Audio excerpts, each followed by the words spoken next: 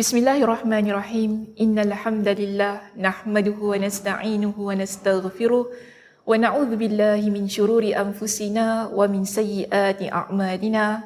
Man yahdihillahu fala mudhillalah wa man yudlilhu fala hadiyalah. Wa asyhadu an la ilaha illallah wahdahu la syarikalah wa asyhadu anna Muhammadan abduhu wa rasuluh. Amma ba'd. Rabbi shrah li sadri wa yassir li amri wahlul 'uqdatam min lisani yafqahu qawli. Rabbi zidni ilma warzuqni fahma. Allahumma inna nas'aluka ilman nafi'a wa rizqan tayyiba wa 'amalan mutaqabbala. Assalamualaikum warahmatullahi wabarakatuh. Apa khabar sidang penonton dan pendengar yang dirahmati Allah sekalian? Saya harap semua dalam keadaan yang sihat sejahtera hendaknya. Tidak kira di mana jua anda berada atau di mana jua anda mengikuti segmen kami pada malam ini. Mungkin ada yang mengikuti daripada ruangan Facebook, YouTube ataupun mendengar di ruangan podcast kami. Terima kasih kami ucapkan. Mudah-mudahan Allah Subhanahu Wa Taala memberkati pertemuan ini dan pengajian kita pada malam ini. Dan alhamdulillah pada malam ini kita akan memulakan sebuah perbincangan hadis yang baru. Kita sudah masuk pada perbincangan hadis kita yang keempat, dan hadis kita yang keempat pada malam ini bertajuk proses kejadian manusia dan amalan terakhirnya. Hadis ini diriwayatkan oleh seorang sahabat Nabi bernama Abu Abdurrahman Abdullah ibn Mas'ud radhiyallahu an. Beliau menceritakan tentang sebuah sabda Nabi sallallahu alaihi wasallam tentang proses kejadian manusia. Di dalam hadis ini Abdullah ibn Mas'ud radhiyallahu an berkata, "Haddatsana Rasulullah sallallahu alaihi wasallam وهو الصادق المصدوق إن أحدكم يجمع خلقه في بطن أمه 40 يوما نطفة ثم يكون علقة مثل ذلك ثم يكون مضغة مثل ذلك ثم يرسل إليه الملك فينفخ فيه الروح ويؤمر ب4 كلمات بكتب رزقه وأجله وعمله وشقي أو سعيد فوالله الذي لا إله غيره إن أحدكم لا يعمل بعمل أهل الجنة حتى ما يكون بينه وبينها إلا ذراع فيسبق عليه الكتاب فيعمل بعمل أهل النار فيدخلها وإن أحدكم لا يعمل بعمل أهل النار حتى ما يكون بينه وبينها إلا ذراع فيسبق عليه الكتاب فيعمل بعمل أهل الجنة فيدخلها." Hadisnya panjang, saya tahu. Okey, bagaimana? Faham maksudnya? Tadi kita baca dalam bahasa Arabnya. Kalau tak terjemah macam mana, okey? Tak boleh lah ya, kena terjemah juga nak tak nak. Okey, baik. Kita lihat di sini ya. Sidang pendengar dan penonton yang dirahmati Allah sekalian. Abdullah ibn Mas'ud, dia menceritakan tentang sebuah sabda Nabi sallallahu alaihi wasallam berkaitan proses kejadian manusia. Namun sebelum itu Abdullah ibn Mas'ud ada menyebutkan satu pujian terhadap baginda Nabi sallallahu alaihi wasallam, yang mana beliau menyebutkan, "Haddatsana Rasulullah sallallahu alaihi wasallam wa huwa as-sadiqul masduq." Cantik, okey? Ayat itu yang mana bermaksud telah menceritakan kepada kami Rasulullah sallallahu alaihi wasallam orang yang jujur lagi dibenarkan. Mengapa Abdullah ibn Mas'ud radhiyallahu an menyebut ataupun memuji Nabi sallallahu alaihi wasallam dengan pujian yang sedemikian? Ada beberapa perkara yang boleh kita kaitkan dengan apa yang ingin disampaikan oleh Abdullah ibn Mas'ud di dalam hadis ini. Di dalam hadis ini akan menceritakan tentang proses kejadian manusia yang mana pada masa Nabi sallallahu alaihi wasallam tidak ada lagi kajian bidang kedokteran, bidang sains, pada masa itu belum lagi berkembang pesat. Dan apa yang Nabi SAW sebutkan adalah ilmu yang tidak diketahui oleh masyarakat pada masa itu. Lantaran itu, Abdullah ibn Mas'ud memuji Nabi SAW sebagai insan yang menceritakan sesuatu dengan kebenaran, walaupun pada masa itu belum lagi ada sebuah kajian yang tuntas menceritakan tentang kejadian manusia. Kita lihat di sini Abdullah ibn Mas'ud menyebutkan bahawa Rasulullah SAW adalah seorang yang jujur, lagi dibenarkan tutur katanya. Sebab itu di sini terus beliau masuk kepada perbincangan hadis itu dengan menyampaikan sabda baginda SAW. Apa kata Nabi? Nabi SAW memberikan ilmu kepada kita di dalam hadis ini. Baginda SAW menyebutkan, sesungguhnya setiap kamu dikumpulkan penciptaannya di perut ibunya dalam keadaan air mani selama 40 hari. Kemudian menjadi alaqah, maksudnya seketul darah, selama itu juga. Lalu Nabi SAW meneruskan sabda baginda. Apa kata Nabi? Kemudian menjadi mudghah, iaitu segumpal daging, selama itu juga. Nabi SAW memberitahu kepada kita, ketika janin tersebut berubah menjadi mudghah, kemudian Allah mengutus kepadanya malaikat dan ditiupkan kepadanya roh dan diperintahkan untuk menetapkan 4 perkara. Menetapkan rezeki, ajal, amal, kebahagiaan atau kesengsaraan. Seterusnya, Nabi SAW mengingatkan kepada kita tentang amal yang kita lakukan ketika kita meningkat dewasa, menjadi seorang yang akil baligh, lalu kita beramal soleh. Ada juga di kalangan kita yang beramal dengan amalan yang tidak baik.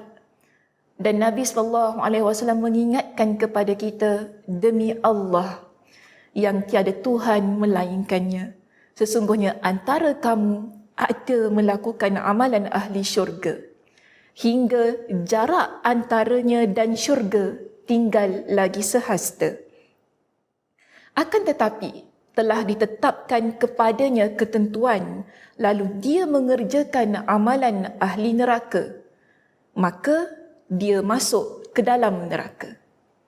Sesungguhnya antara kamu ada juga yang beramal dengan amalan ahli neraka. Itu ada antara kita, Nabi SAW ingatkan, yang beramal dengan amalan penghuni neraka. Sehingga bagaimana keadaan orang itu? Dia beramal dengan amalan penghuni neraka, sehingga Nabi kata jarak antaranya dengan neraka tinggal lagi sehasta. Akan tetapi, telah ditetapkan kepadanya ketentuan, lalu dia mengerjakan amalan ahli syurga, maka dia masuk ke dalam syurga.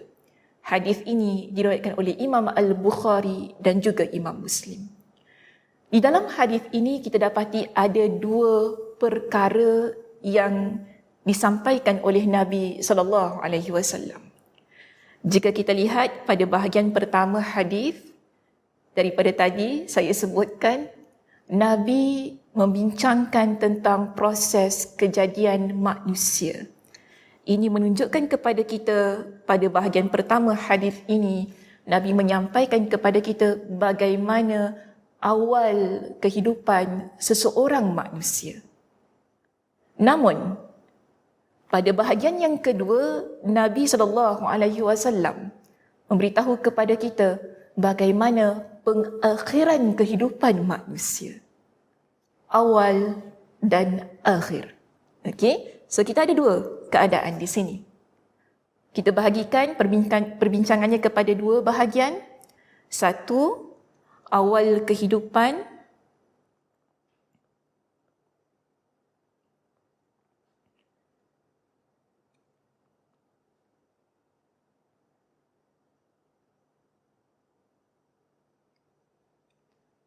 kedua, akhir kehidupan.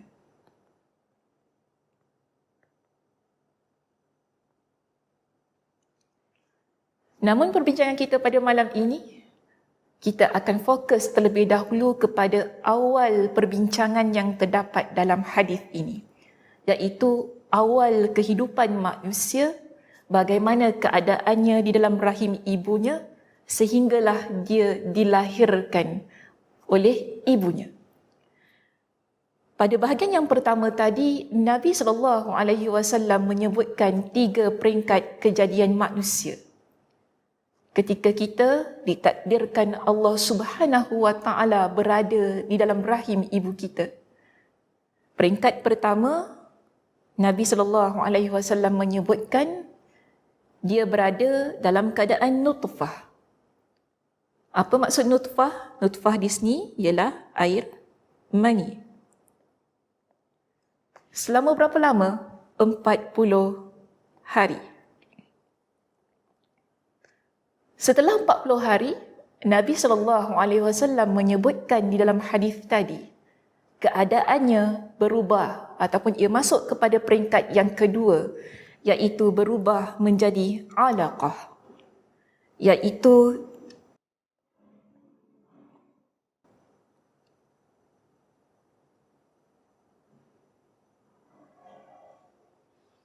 seketul darah. Okey? Selama masa 40 hari.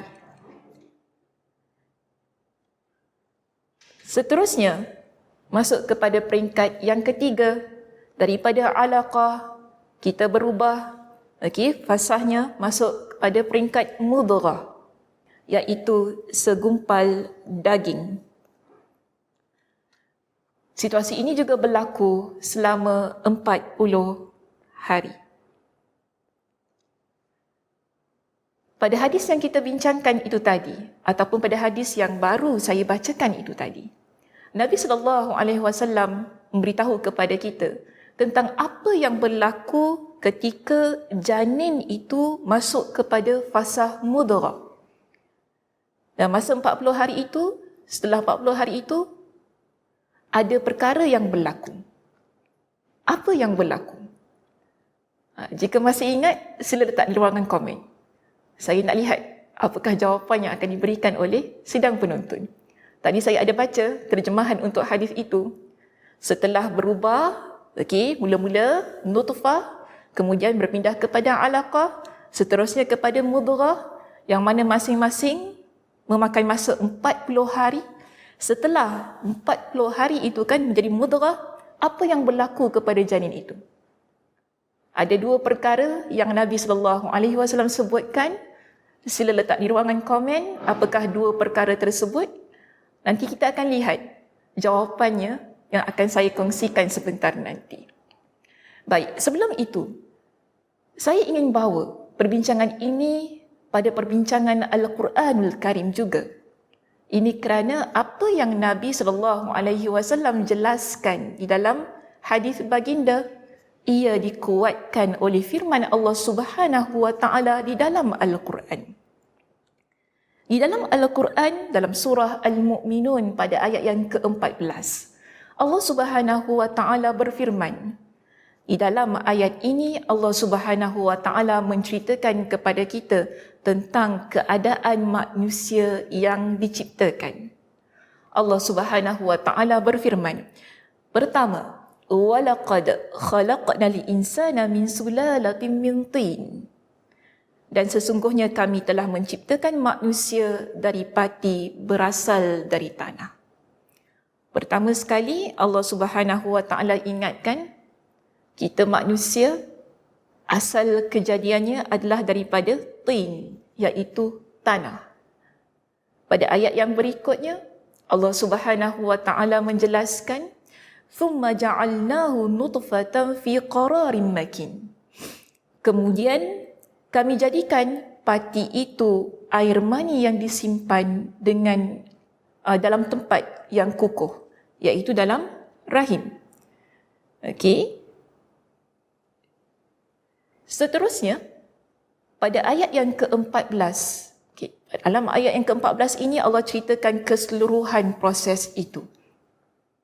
Daripada air mani yang berada kukuh di dalam rahim seorang wanita, Allah Subhanahu wa taala menjelaskan, "Tsumma khalaqna an-nutfata 'alaqah, fakhalaqna al-'alaqata mudghah, fakhalaqna al-mudghata 'izama." Kemudian kami jadikan nutfah, iaitu air mani itu tadi, 'alaqah. Setelah itu kami jadikan 'alaqah, ya, segumpal darah tadi kan, daripada air mani dia berbentuk menjadi segumpal darah kepada mudghah. Ini sebagaimana yang terdapat dalam hadis Nabi sallallahu alaihi wasallam itu tadi. Nabi menyebutkan 3 proses kejadian manusia yang mana pada awalnya berada di rahim ibunya. Okey, pertama nutfah, iaitu air mani. Kedua, dia menjadi 'alaqah, segumpal darah. Dan ketiga, Nabi ada sebutkan tadi, dia kemudian bertukar menjadi mudghah, segumpal daging. Ini juga Allah Subhanahu wa taala sebutkan, okey, di dalam Al-Quranul Karim. Namun, di dalam ayat ini Allah Subhanahu wa taala memberitahu kepada kita apakah yang terjadi seterusnya. Di dalam ayat ini Allah Subhanahu wa taala berfirman, "Fa khalaqnal mudghata 'izama." Seterusnya, segumpal daging itu kami jadikan tulang belulang. Fa kasawnal 'izama lahma. Tulang belulang itu, apa yang Allah Subhanahu wa taala lakukan? Allah Subhanahu wa taala jelaskan kepada kita, lalu tulang belulang itu kami bungkus dengan daging. Okey? Thumma ansha'nahu khalqan akhar. Setelah itu, apa yang berlaku? Kemudian kami jadikan dia makhluk yang berbentuk lain. Fatabarakallahu ahsanul khaliqin. Terakhir sekali adalah bentuk pujian kepada Allah Subhanahu wa taala, yang mana Allah Subhanahu wa taala berfirman, "Maka maha suci Allah, sebaik-baik pencipta." Allah menciptakan manusia dengan sebaik-baik kejadian, seindah-indah kejadian. Maka di sini ya kita lihat ada 7 proses kejadian manusia yang Allah Subhanahu wa taala sebutkan dalam surah Al-Mu'minun pada ayat yang ke-12 hingga ayat yang ke-14 itu tadi. Baik. Pertama, tadi Allah Subhanahu wa taala sebutkan tentang tin, iaitu tanah. Okey. Tanah ini ialah khusus kepada Nabi Adam alaihi salam.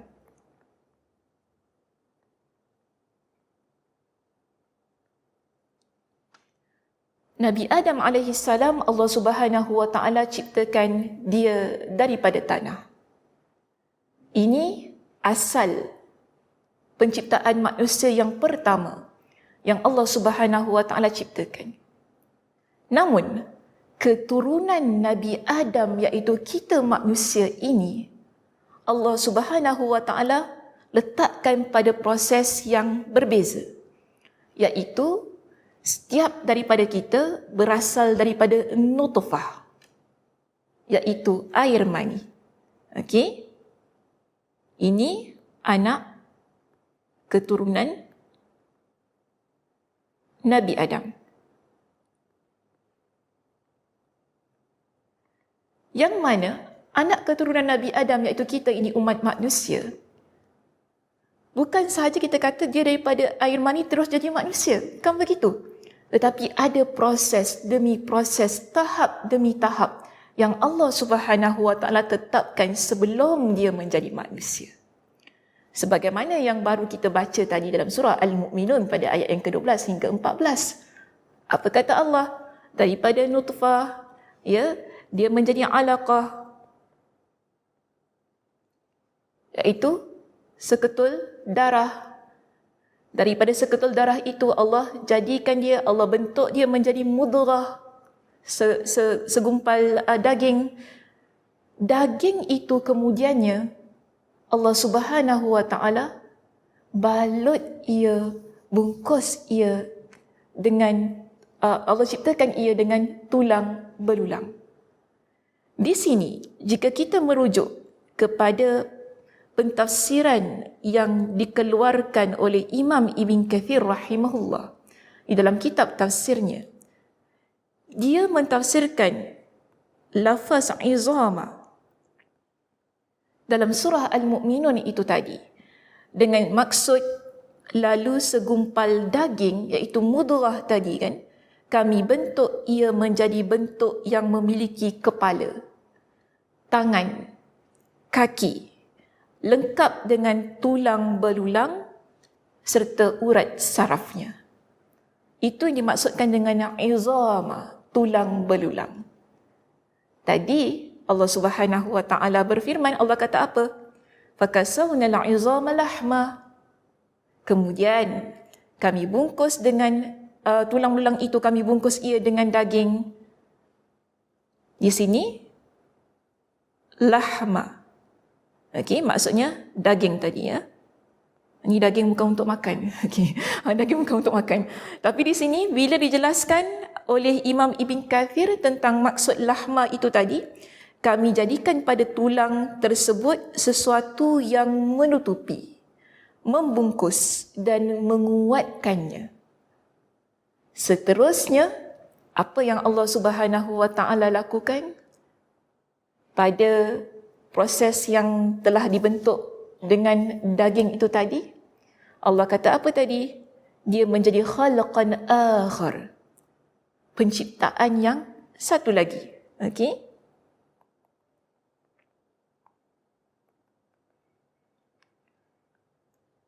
Imam Ibn Kathir rahimahullah, dia memetik pendapat yang dikeluarkan oleh Ibn Abbas radhiyallahu an dalam kitabnya.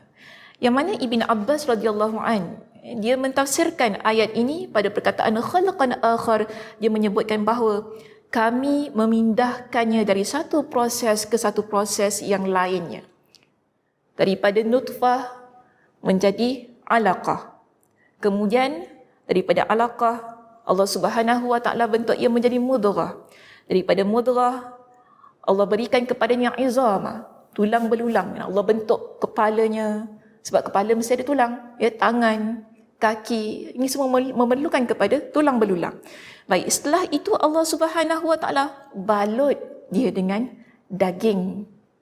Ini adalah satu proses kepada satu proses penciptaan manusia yang mana dia berada di dalam rahim ibunya. Kemudian Allah Subhanahu wa ta'ala jelaskan, kami jadikan dia dengan penciptaan yang lain. Penciptaan yang lain ini maksudnya ialah seorang bayi. Akhirnya sempurna penciptaan itu. Yang mana asalnya daripada setitis air mani, akhirnya kita lihat bagaimana kebesaran Allah Subhanahu wa ta'ala di sini. Allah Subhanahu wa ta'ala akhirnya daripada proses demi proses tersebut, janin itu terusnya terbentuk menjadi seorang bayi. Dan di situlah bila dia lahir, okey, khalaqan akhar ini ditafsirkan dengan maksud yang lebih luas. Dia menjadi, bila dilahirkan sebagai seorang bayi, dia membesar sebagai kanak-kanak, masuk kepada proses yang seterusnya sebagai remaja, masuk kepada peringkat yang berikutnya sebagai seorang dewasa, akhirnya dia tua dan seterusnya dia meninggal dunia. Ini proses kehidupan manusia yang Nabi SAW sebutkan di dalam hadis kita, yang hadis keempat ini. Lalu saya kuatkan perbincangannya dengan surah Al-Mu'minun pada ayat yang ke-12 hingga ke-14. Menunjukkan kepada kita, ya, begini. Manusia Allah Subhanahu wa ta'ala ciptakan peringkat demi peringkat. Tadi saya ada berikan soalan. Setelah manusia itu dia terbentuk menjadi mudghah, ya, pada hari yang ke-40 tu kan, masa 40 hari itu, apa yang berlaku kepada dia? Okay, kita lihat dia di sini pada gambar yang saya letakkan. 120 hari. 40 hari sebagai air mani. 40 hari dia menjadi alaqah. 40 hari dia terbentuk sebagai mudghah. Ada yang sudah jawab? Okey. Mungkin ada yang sudah like jawapannya di situ. Terima kasih kepada orang yang like jawapannya. Sebab biasa saya nampak ada orang yang like jawapan yang diberikan oleh penonton. So kita lihat begini. Setelah 40 hari ini, okey, jika kita rujuk kepada syarah yang diberikan oleh para ulama hadis, antaranya Imam Ibn Hajar Al-Asqalani. Pertama ya.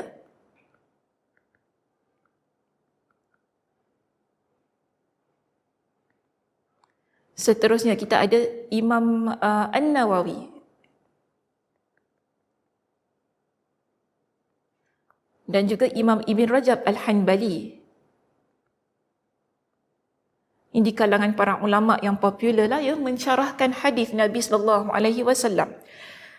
Di dalam syarah mereka, dan itu di kalangan para ulama hadis yang lain juga ya, bukan 3 mereka ini sahaja. Cuma di sini saja tampilkan 3 sahaja. Di kalangan para ulama hadis, mereka bersepakat bahawa ketika janin 4 bulan dalam rahim ibunya, iaitu 120 hari jika kita mengikut perkiraan yang diberikan oleh Nabi SAW itu tadi, pada usia 120 hari di dalam rahim ibunya, Allah Subhanahu wa taala berikan 2 perkara pada janin itu. Okey, pertama, Allah utuskan malaikat.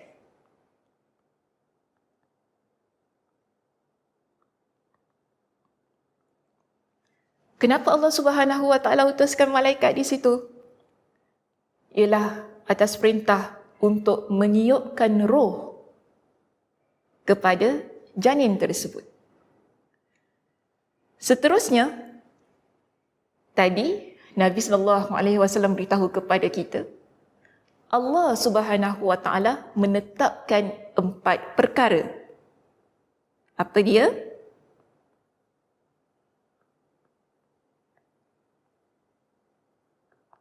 Okey.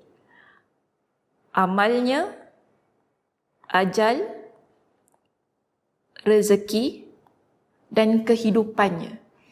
Adakah dia bahagia atau sengsara? 1, 2, 3, 4. 4 perkara ini ditetapkan untuk kita ketika kita berusia 4 bulan di dalam rahim ibu kita. Jadi Nabi SAW mengingatkan kepada kita bahawa ajal kita, rezeki kita, keadaan kehidupan kita ini telah Allah Subhanahu wa taala tentukan. Rezeki kita bagaimana, ajal kita bagaimana, keadaan kehidupan kita ini bagaimana. Ini yang kita sebut sebagai takdir Allah Subhanahu wa taala dalam kehidupan kita. Atas dasar itu, dalam banyak perbincangan kita pada sesi-sesi yang lepas, kita bincangkan tentang keimanan terhadap takdir Allah Subhanahu wa taala untuk menjadikan kita sebagai seseorang hamba yang melalui kehidupan ini dengan penuh kesabaran dan ketabahan. Berusaha untuk sesuatu yang lebih baik dalam kehidupan kita. Dan di sini Nabi SAW juga beritahu kepada kita bahawa Allah Subhanahu wa taala menentukan adakah setelah 4 bulan tersebut janin itu akan diteruskan ataupun tidak kehidupannya di dalam rahim ibunya. Ini kerana jika kita merujuk dalam sebuah hadis yang lain, Nabi SAW ada menceritakan kepada kita Dalam sebuah hadis yang diriwayatkan oleh Imam Al-Bukhari, Nabi sallallahu alaihi wasallam mengingatkan, "Inna Allah azza wa jalla wakkala birrahimi malakan." Allah Subhanahu wa taala mewakilkan pada setiap rahim itu dengan malaikat. Malaikat ini dia akan tugasnya ialah dia akan lihat bagaimana proses janin yang ada pada rahim seorang wanita. Dia akan kata kepada Allah, yaqulu ya Rabbi nutfah. Wahai Tuhanku, dah jadi dah. Air maninya ada pada rahim. Okey. Seterusnya, bila berubah menjadi alaqah, ya Rabbi alaqah. Seterusnya, ya Rabbi mudghah. 3 proses itu. Nutfah, alaqah, mudghah. Kemudian, Nabi kata apa dalam hadis ini? فَإِذَا أَرَادَ أَنْ يَقْضِيَ خَلْقَهُ. Jika Allah Subhanahu wa taala ingin meneruskan, ingin menetapkan penciptaannya itu, iaitu untuk pergi kepada proses yang berikutnya, maknanya di sini atas kehendak Allah. Sebab itu, juga kita tidak menafikan dan kadang berlaku keguguran atas kehendak Allah Subhanahu wa taala. Allah ingin teruskan ataupun tidak. Jadi di sini, bila Allah Subhanahu wa taala ingin meneruskan proses penciptaan itu kepada peringkat yang berikutnya, malaikat tanya lagi kepada Allah. Qal, adzakarun am untha? Bagaimana jantinanya? Adakah lelaki atau perempuan? Seterusnya malaikat tanya kepada Allah Subhanahu wa taala, bagaimana untuk menetapkan keadaan janin ini? Syaqiyun am sa'idun? Famar rizq, rezekinya bagaimana? Wal ajal, ajalnya bagaimana? Fayuktabu fi batni ummi. Semua itu ditulis ketika dia di dalam perut ibunya. Iaitu bila kita berada dalam perut ibu kita, Allah Subhanahu wa taala telah tentukan adakah kita lelaki ataupun perempuan, kita bahagia atau derita, rezeki kita bagaimana, ajal kita bagaimana. Semuanya sudah tertulis dalam pengetahuan Allah Subhanahu wa taala. Dan itulah yang Allah Subhanahu wa taala perintahkan kepada malaikat. Ketika janin itu masuk ke usia 4 bulan. Sebab tu tadi daripada awal Nabi sebutkan, dia menjadi air mani selama 40 hari, kemudian dia berubah sebagai alaqah selama 40 hari, kemudian dia menjadi mudghah selama 40 hari, keseluruhannya 120 hari. Selepas 120 hari, Allah Subhanahu wa taala menetapkan sama ada ingin diteruskan ataupun tidak, ditiupkan roh ataupun tidak, lalu ditetapkan segala perkara yang berkaitan tentang diri seseorang itu. Namun yang paling penting di sini, apakah pengajaran yang boleh kita ambil dari hadis tersebut? Iaitu pada perbincangan kita di bahagian yang pertama ini, pertama yang boleh kita pelajari ialah Allah Subhanahu wa taala menciptakan manusia mengikut tertib dan beransur-ansur. Kita tidak terus sahaja ibu ayah kita nikah, kemudian masuknya air mani ke dalam rahim ibu kita, terus kita keluar jadi bayi. Tidak. Tetapi daripada apa yang diceritakan oleh Nabi SAW berkenaan dengan peringkat itu tadi kan, kemudian kita kuatkan dengan perbincangan dalam surah Al-Mu'minun pada ayat yang ke-12 hingga 14, terbukti kepada kita bahawa Allah Subhanahu wa taala menciptakan manusia mengikut tertibnya, ada masanya, ada waktunya yang telah ditetapkan, dan apa yang berlaku pada setiap waktu tersebut setelah terbentuk menjadi mudghah, kemudian Allah Subhanahu wa taala bentukkan ia pada bahagian yang lain, Allah letakkan tulang belulang, kemudian setelah itu apa yang Allah lakukan? Allah balut ia dengan daging, akhirnya ia menjadi bayi yang sempurna. Semua itu Allah Subhanahu wa taala ciptakan, Allah Subhanahu wa taala takdirkan dengan keadaan yang beransur-ansur. Tujuannya, jika kita lihat kepada pengajaran yang kedua, kita dapati bahawa Allah ingin mengajarkan hamba-Nya agar tenang dan tidak tergesa-gesa dalam urusan kehidupan mereka. Asalnya kita ni diciptakan oleh Allah Subhanahu Wa Taala dalam keadaan yang tenang. Peringkat demi peringkat, beransur-ansur, setelah kita dilahirkan ke dunia ini, kita menjadi kanak-kanak, remaja, dewasa. Bila kita lihat balik proses kejadian kita itu tadi, jelas kepada kita. Allah Subhanahu Wa Taala meminta kita supaya muhasabah. Dalam hidup kita ini, banyak perkara yang perlu dilakukan dengan keadaan yang tenang, jangan tergesa-gesa. Kerana begitulah Allah Subhanahu Wa Taala ciptakan kita. Allah tidak ciptakan kita dalam keadaan yang tergesa-gesa. Allah ciptakan kita dalam keadaan yang tenang, beransur-ansur, tahap demi tahap, melalui proses yang pelbagai.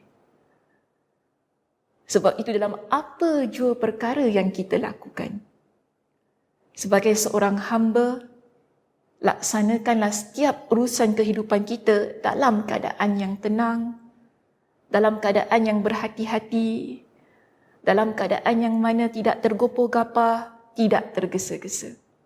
Sebab itu dalam sebuah hadis yang diriwayatkan oleh Imam Al-Baihaqi dengan status hadisnya yang hasan, Nabi SAW mengingatkan kepada kita, at-ta'anni minallah.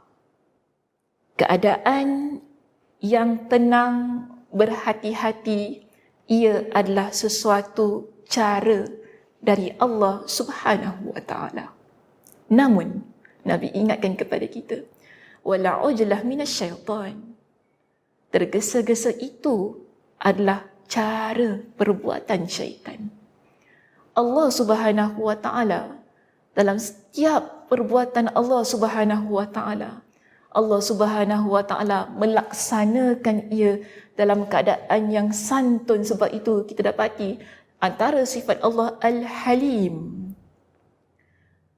Maha Penyantun, sabar, dalam keadaan yang betul-betul teliti, dalam keadaan yang betul-betul lihat situasinya. Setiap sesuatu jika kita lihat apa yang berlaku di atas muka bumi ini, kebanyakannya ia melalui proses, tidak dalam keadaan yang tergesa-gesa. Namun kebiasaannya kita manusia, kita kurang sabar dalam kehidupan kita. Kita kalau boleh terus nak berada di atas.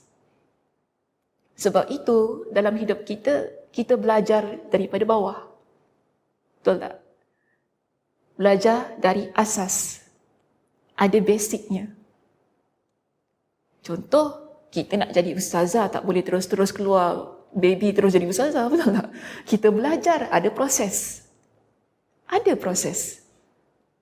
Belajar, faham tentang ilmu alat dalam agama ini, memahami pentafsiran Al-Quran, memahami bagaimana para ulama mensyarahkan hadis, faham tentang tajwid, faham tentang ilmu qiraat, faham dan juga mahir tentang pembahagian harta pusaka contohnya. Baru kita boleh memberikan panduan kepada masyarakat. Begitu keadaannya, dia ada proses.